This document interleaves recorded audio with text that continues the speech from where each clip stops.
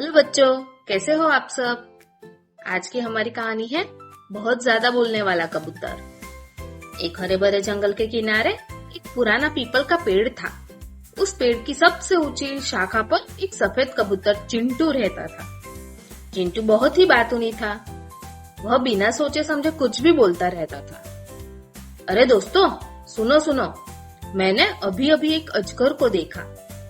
तुम जानते हो, आज सुबह मैंने एक तालाब देखा जो सोने से भरा हुआ था।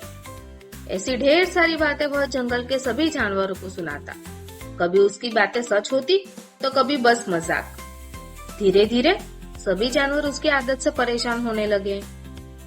एक दिन चिंटू ने जंगल के सभी जानवरों को बुलाया और उत्साह से कहा, दोस्तों, पास के गांव में एक किसान के खेत में बहुत सारे मीठे अनार हैं।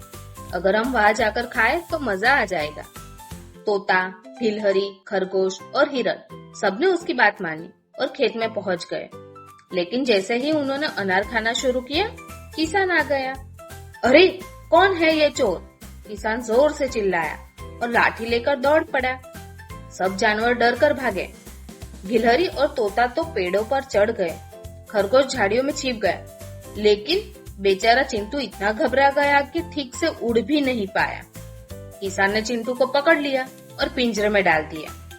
चिंटू अब बहुत पछता रहा था। उसने खुद तो बिना सोचे समझे बातें बना दी थी, लेकिन उसकी वजह से सभी दोस्त मुश्किल में पड़ गए थे। अब वह अकेला था, एक पिंजरे में बंद। कुछ दिनों बाद जंगल के जानवरों को चिंता होने लगी। वे किसान के घर पहुंचे और विनती करने लगे, कृपया हमारे दोस्त को छोड़ दीजिए, वह अब कभी झूठ नहीं बोलेगा। किसान ने दया कर दी और चिंटू को छोड़ दिया। लेकिन जंगल लौटने के बाद चिंटू पूरी तरह बदल चुका था। अब वह बिना सोचे समझे कुछ नहीं बोलता था। झूठी बातें बनाना भी उसने छोड़ दिया था। धीरे धीरे उसके दोस्त फिर से उस पर भरोसा करने लगे। तो बच्चों, हमें इस कहानी से ये सीख मिलती है कि हमें सोच समझकर और सच बोलना चाहिए।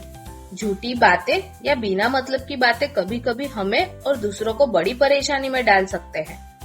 बच्चों, आपको कैसी लगी कहानी? लाइक, शेयर, सब्सक्राइब करना मत भूलना। Bye bye.